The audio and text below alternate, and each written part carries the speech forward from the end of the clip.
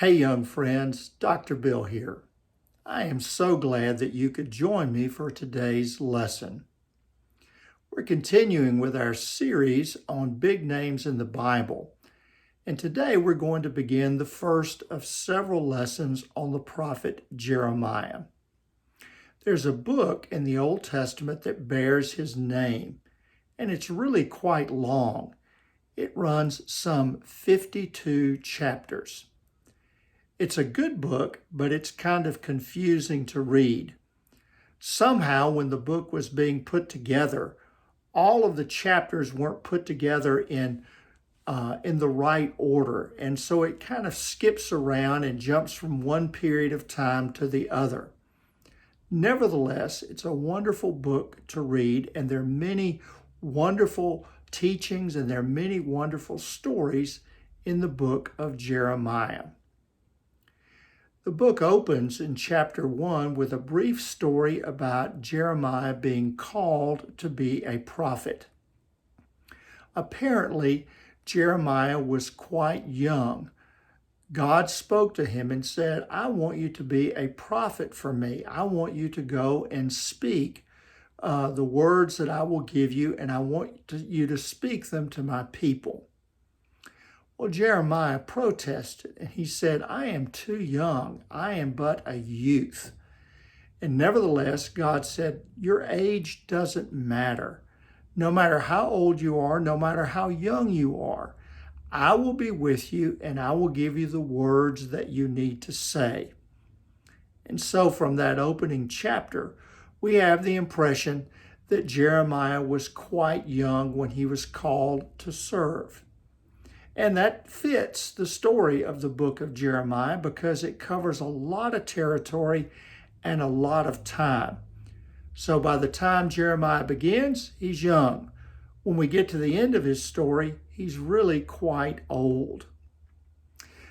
Jeremiah is known as the weeping prophet. And by that, it means that he cried a lot. He was in despair a lot. The reason for this is quite simple. When God called him to speak to the people, God told him, listen, Jeremiah, I'm going to give you the words that you need to say. I'm going to tell you what I want the people to hear. But nonetheless, I want you to be aware of the fact that not everybody is going to listen to you. In fact, the more you preach, the more they won't listen. You're not going to be very, very successful at what I call you to do. Now, can you imagine how hard that would have been? How difficult it would have been to be told, okay, here's the job I want you to do. But by the way, it's not going to work very well. Things are not going to go as well as you might hope for. In fact, you're going to work and work and work, and at the end, you're not going to have very much to show for it. That must have been very discouraging for Jeremiah. And throughout the book, we find that there are lots of times that he cries out to God and he laments what his job and his role. And he says, God, I don't understand why you've called me to do this. I don't understand why you've asked me to do this hard work. And there are lots of times in the book where Jeremiah does cry. He weeps because he tries so hard and no one pays attention. As well, Jeremiah is very famous for using objects, common, ordinary things that one might find in and around life at the time that he lived in order to communicate his message. We'll talk about some of those as we work through the different lessons we're going to have on Jeremiah. But let's begin today with one that is perhaps the most famous. In chapter 18, God said to Jeremiah, I want you to go down and visit a potter. Go down to the place where the potter is working and just watch. So Jeremiah did exactly that. He went down to a place where a potter was working. And when Jeremiah got there, he saw that the potter had a lump of clay on his wheel, and the wheel was turning, and the potter was attempting to shape or fashion a vase.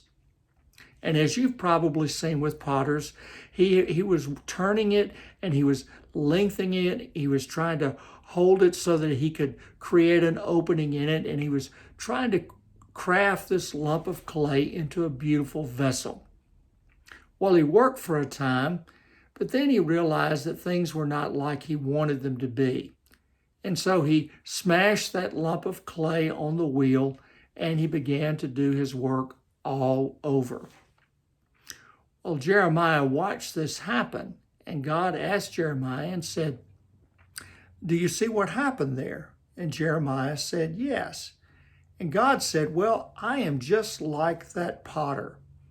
My people are the clay on the wheel.